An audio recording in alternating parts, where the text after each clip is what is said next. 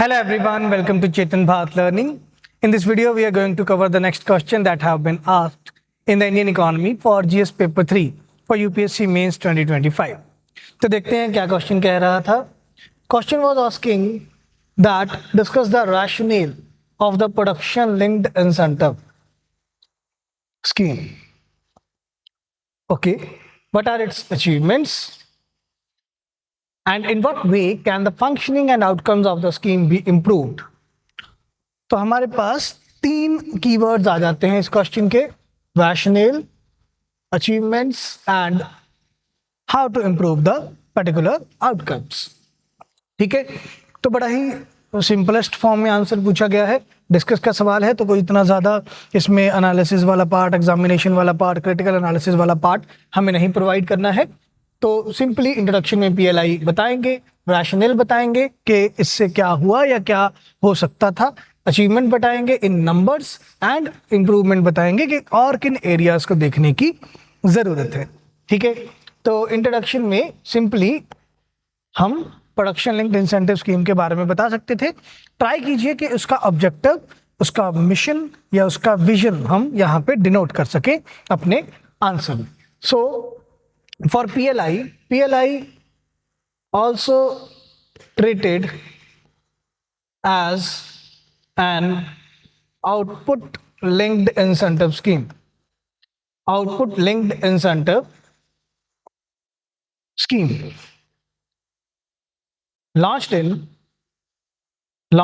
in 2020 under आत्मनिर्भर भारत अभियान.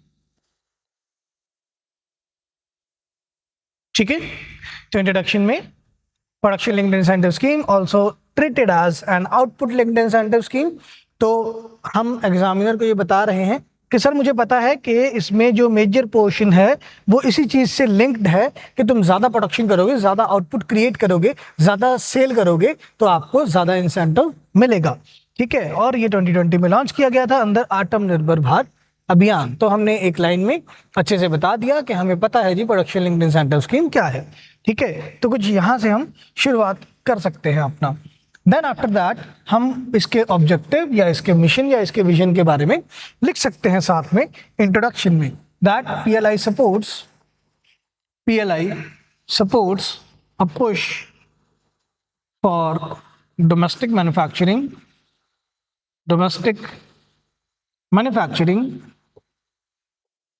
by providing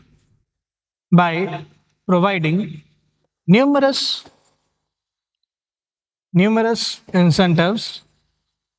incentives to boost production, exports, generating employment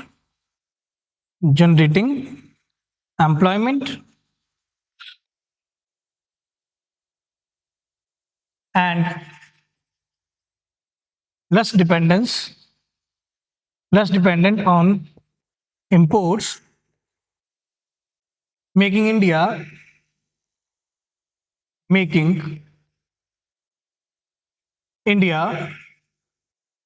a global hub for manufacturing. Right, तो हमने यहाँ पर बता भी दिया कि इस स्कीम का क्या ऑब्जेक्टिव या क्या मिशन था जब इसको लॉन्च किया गया था. ठीक है, एक बार दोबारा गो थ्रू कर लेते हैं. सो PLI supports a push for domestic manufacturing by providing numerous incentives to boost production, exports, generating employment and less dependence, decreasing the dependence on imports, making India a global hub for manufacturing. Right, तो हमने यहाँ पे government का objective या mission बता दिया कि क्यों PLI आया था. ठीक है, thereby addressing the long-standing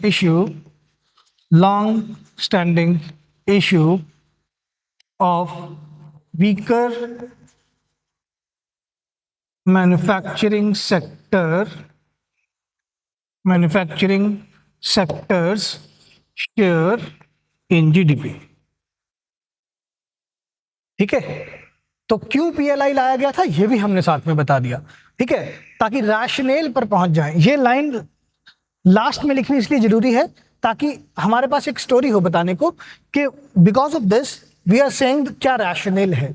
तो यही रैशनल है कि क्या कारण था पीएलआई आने का। So thereby addressing the long standing issue of weaker manufacturing sector share in GDP. तो जो मैन्युफैक्चरिंग सेक्टर का शेयर है it will hover around 20 to 21%, 20 to 21%, ठीक है। पूरे इंडस्ट्री का जो शेयर है वो 26% के आसपास है। सेकेंडरी सेक्टर का जो शेयर है हमारा मैन्युफैक्चरिंग में, उसका शेयर जो है वो आपका 20 to 21% रहता है।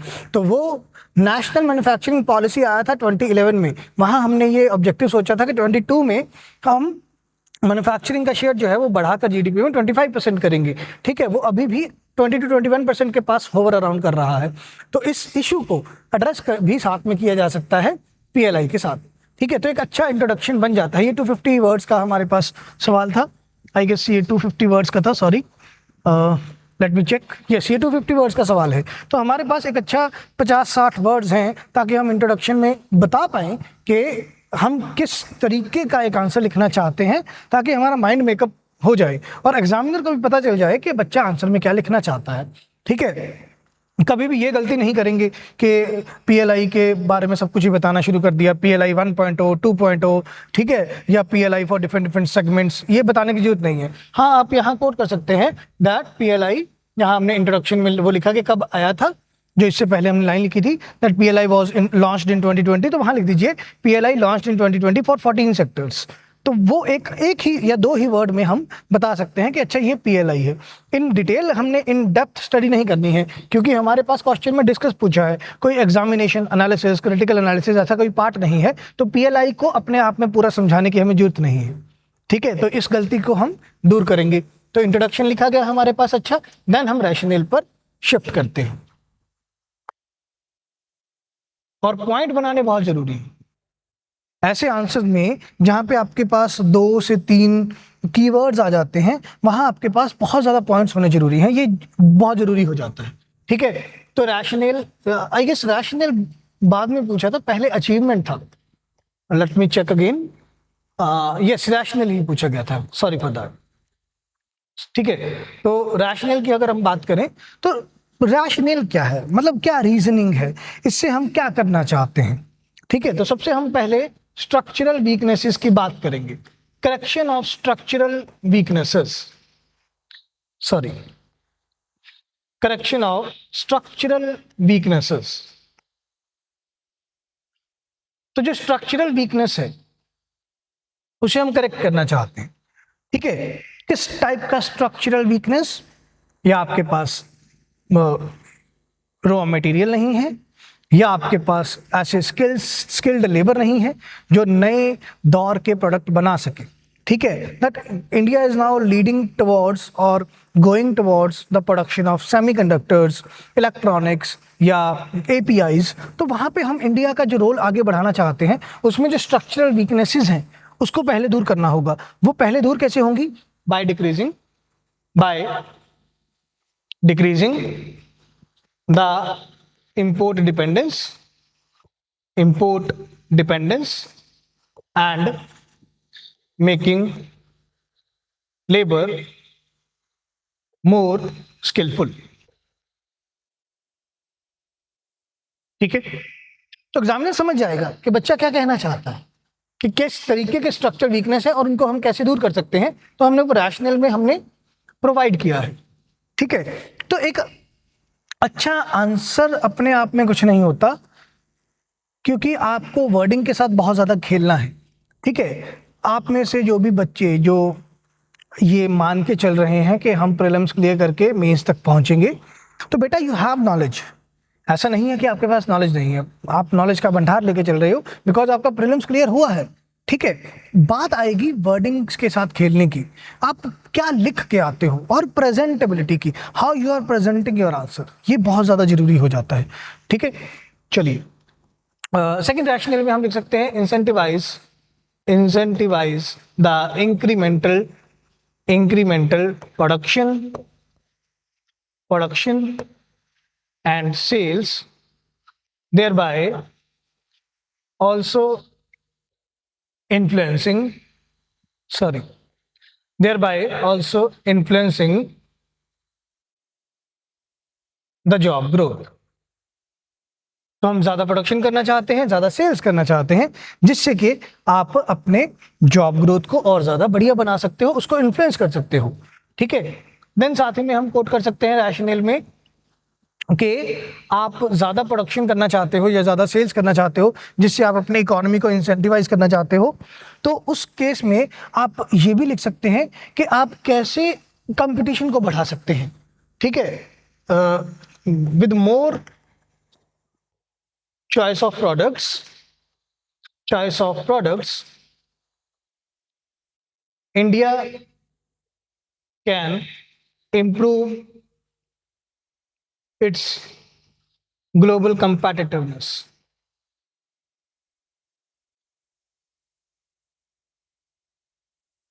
राइट. तो क्योंकि ज्यादा अवेलेबिलिटी ऑफ प्रोडक्ट होगी, प्रोडक्ट ज्यादा बन रहे हैं, आउटपुट ज्यादा हो रहा है, आप चॉइस ज्यादा दे पाएंगे कंज्यूमर्स को ज्यादा चॉइस दे पाएंगे, तो आप अपना ओवरऑल ग्लोबल कंपेटिटिवनेस बढ़ा रहे हैं. इंडिया के प्रोडक्ट का जो ओवरऑल डायस्पोरा है, जो वर्ल्ड इकोनॉमी में प्रेजेंटेबिलिटी है, वो इंक्रीज होगी. ठीक है. आप साथ में ये भी पॉइंट लिख सकते हैं, rationalisation of blanket of subsidies. तो पहले जो हम बहुत सारी सब्सिडीज प्रोवाइड कर रहे हैं मैन्युफैक्चरिंग सेक्टर को, वो भी रैशनलाइज हो जाएंगी. Subsidies are transformed into incentive part. तो एक और इशू यहाँ एड्रेस हो जाएगा. तो ऐसे कुछ पॉइंट होते हैं जहां पे हम ये शो कर पाएंगे, जो हमारे एग्जामिनर हैं, कि भाई हमें पता है हम क्या लिख रहे हैं. We are going to be the future administrator. तो हमारे पास ये नॉलेज है कि हम किस तरीके से देश को चलाएंगे, और हमें पता है इस टाइम क्या स्ट्रक्चरल इश्यूज हैं, उनको एड्रेस कैसे किया जा सकता है. तो चाहे पीएलआई का पॉइंट था, हमने साथ में उसमें एक और अच्छा पॉइंट डाल दिया, rationalisation of blanket of subsidies. तो एग्जामिनर को भी पता चलेगा कि बच्चा काफी एरियाज कवर कर रहा है, सिर्फ मैन्युफैक्चरिंग की बात नहीं कर रहा, एक्सपोर्ट्स की बात नहीं कर रहा, या ग्लोबल कंपेटिटिवनेस की बात नहीं कर रहा. ठीक है. तो ये एक अच्छा पार्ट आ जाता है. ठीक है. देन लास्टली आप सिंपल पॉइंट लिख के छोड़ सकते हैं, enhances the global share of Indian exports,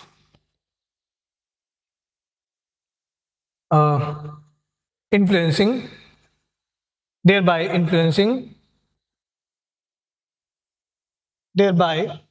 influencing the foreign investment and will lower the current account deficit. तो हम जब ज़्यादा एक्सपोर्ट करेंगे, हमारा ग्लोबल शेयर बढ़ेगा. ठीक है. फॉरेन इन्वेस्टमेंट ज़्यादा आएगा और करंट अकाउंट डेफिसिट कम हो जाएगा. तो ये एक अच्छा रैशनल हमने बता दिया. इसकी वर्डिंग को आप कम या ज़्यादा कर सकते हो, ये देखते हुए कि हाँ जी इंट्रोडक्शन कितने वर्ड्स का बन रहा है और ये रैशनल कितने वर्ड्स का हो रहा है. एक आधा पॉइंट कम भी लिख सकते हैं, बट मैं इस वीडियो में सारे पॉइंट्स बता रहा हूँ कि क्या क्या एरिया कवर किया जा सकता था. ऑलराइट. तो ये हो गया रैशनल वाला पार्ट. देन अचीवमेंट वाला पार्ट.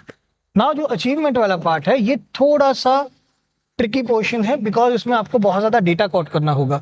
तो आप यहाँ लिख सकते हैं अचीवमेंट वाले पार्ट में कि all data as per ministry of corporate affairs as on 31 March 25. तो आपको इतना लेटेस्ट डेटा तो याद रखना होगा. ठीक है. कोड करने के लिए तो इसमें आप डेटा कोड कर सकते हैं. ठीक है. मैं डेटा लेके आया था. इसमें इन्वेस्टमेंट का पार्ट आप लिख सकते हैं, like investment realised from 2020 to 31st of March 2025 about $21 billion. ठीक है. देन अगर हम प्रोडक्शन की बात करें, production increased to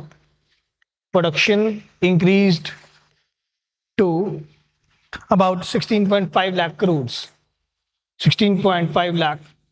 crores. Then अगर हम एम्प्लॉयमेंट की बात करें तो एम्प्लॉयमेंट इंक्रीज्ड टू 12 lakhs. ठीक है. देन हम एक्सपोर्ट्स की बात करें तो exports increase to exports increase to ₹5.3 lakh crore. तो ये कुछ आप डेटा कोट कर सकते हैं, ठीक है, to provide the actual achievement वाला पार्ट। और उसमें आपको डेटा बताना ही बताना होगा, नहीं बताएंगे तो बहुत ज़्यादा दिक्कत हो जाएगी, बिकॉज स्पेसिफिकली क्वेश्चन की डिमांड है कि भाई आज तक क्या अचीव हुआ है वो बताओ, राइट? यस। देन लास्ट में हमारे पास इंप्रूवमेंट वाला पार्ट था, तो इंप्रूवमेंट वाले पार्ट में हम लिख देंगे challenges and how to improve. क्या चैलेंजेस हैं, उनमें क्या इंप्रूवमेंट चाहिए, ठीक है। जो भी न्यू जनरेशन चैलेंजेस हैं और जो ट्रेडिशनल हम चैलेंजेस देखते आ रहे हैं मैन्युफैक्चरिंग सेक्टर के, दोनों के ब्लेंड में आंसर लिखना हो। तो आप चाहे ट्रेडिशनल पार्ट से शुरू कर दीजिए, that low value of low amount of value addition.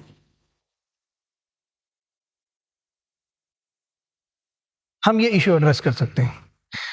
अभी भी ये इशू है, आप वही जो मैंने पहले आपको कोट बताया था, नेशनल मैन्युफैक्चरिंग पॉलिसी 2011 में आपने ये टारगेट बनाया था कि 2022 तक हम मैन्युफैक्चरिंग का शेयर लेके आएंगे 25% ऑफ जीडीपी, जो कि आप अभी भी नहीं ला पाए हो। तो वैल्यू एडिशन काफी ज्यादा कम है आपकी तरफ से, ठीक है। आप चाहे रॉ मटेरियल इंपोर्ट कर लेते हैं, बट आपके पास रॉ मटेरियल होने के बावजूद भी आपकी जो ओवरऑल वैल्यू एडिशन है वो काफी ज्यादा कम है, ठीक है। तो इस इशू के बारे में हम बात करेंगे। तो जो डोमेस्टिक करंट प्रोडक्शन लेवल है इलेक्ट्रॉनिक्स का, या हम लोकल सप्लाई की बात करते हैं, लोकल सप्लाई चेन्स में जो डिसरप्शंस आने की बात करते हैं, उसको हम अच्छे से एड्रेस करेंगे, ताकि और ज़्यादा अच्छा बेहतरीन हम यहाँ पे चैलेंज को शो कर पाए, ठीक है। तो इसमें हम हाउ टू इम्प्रूव में क्या लिखेंगे, get stronger and viable supply chain channels, ताकि ऐसी डिस्क्रिपेंसी ना आए वैल्यू एडिशन के नाम पर। ऑलराइट, सेकंड पार्ट में हम लिख सकते हैं the issue of green economy, and sustainability, ठीक है। जब भी हम न्यूज़पेपर उठा के देखते हैं, कोई ना कोई आर्टिकल हमें ऐसा पता चलता है जिसमें हम ये देख पाते हैं कि बहुत बार ऐसी चीज़ें आती हैं कि सर एनवायरनमेंट और इकोलॉजी के साथ में इकोनॉमी को कैसे लिंक करें। तो जो ये ग्रीन इकोनॉमी वाला पार्ट है, सस्टेनेबिलिटी वाला पार्ट है, वहाँ की हम बात करेंगे। तो ये एक चैलेंज है, ठीक है। इसको इम्प्रूव करने के लिए to promote green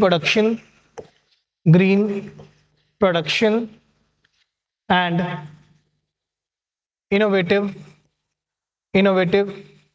design of sustainable production, PLI should linked with carbon border management tax, or easily known as carbon tax और कार्बन सिंक, ठीक है। तो हमने एक ग्रीन इकोनॉमी का या सस्टेनेबिलिटी का चैलेंज भी इशू किया, साथ में एड्रेस किया है, ठीक है। थर्ड चैलेंज आप क्या लिख सकते हैं, लिमिटेड स्कोप ऑफ सेक्टर्स। 5 साल हो गए हैं स्कीम को आए हुए और आप 14 सेक्टर्स के बारे में ही बात कर रहे हो। इन 14 सेक्टर्स में 805 प्रोडक्ट्स हैं, ठीक है। तो ये सेक्टोरल इम्बैलेंस क्रिएट करेंगे। आप सिर्फ 14 सेक्टर्स के प्रोडक्शन को बढ़ाने में बात कर रहे हो, तो ये सेक्टोरल इम्बैलेंस क्रिएट करेंगे। तो इस चैलेंज को एड्रेस करना बहुत जरूरी है, बहुत जल्दी। तो नए सेक्टर्स को ऐड किया जाए, नए सेक्टर्स को ज़्यादा जल्दी से जल्दी ऐड किया जाए, ठीक है, ताकि ये चीज़ देखने को ना मिले। देन आप रीजनल डिस्पैरिटीज़ की बात कर सकते हो, ठीक है, कि जो मैन्युफैक्चरिंग यूनिट्स हैं उनको national investment and manufacturing zone में, स्पेशल इकोनॉमिक जोन में, ठीक है, एक्सपोर्ट प्रमोशन जोन में उनको ज़्यादा से ज़्यादा इम्प्रूवमेंट मिले या उनको ज़्यादा से ज़्यादा प्रमोशन मिले, हम ये कोट कर सकते हैं रीजनल डिस्पैरिटीज में। ठीक है, तो 4 पॉइंट रैशनल के, 4 पॉइंट हमने लिखे for the achievement and 4 point for challenges and improvement part. ठीक है, तो 250 वर्ड है और इससे ज़्यादा हम लिख भी क्या सकते हैं। ठीक है, देन कंक्लूडिंग रिमार्क्स में आप अगेन यही लिख सकते हैं कि पीएलआई स्कीम ने हमें काफ़ी ज़्यादा अच्छे अचीवमेंट प्रोवाइड किए हैं, जॉब्स क्रिएशन काफ़ी हुआ है, एक्सपोर्ट्स ग्रोथ काफ़ी हुआ है। आप डाटा कोट कर सकते हो कि जो the last quarter 4 of financial year 25 में, sorry last quarter of financial year 25 में आपको करंट अकाउंट का सरप्लस देखने को मिला।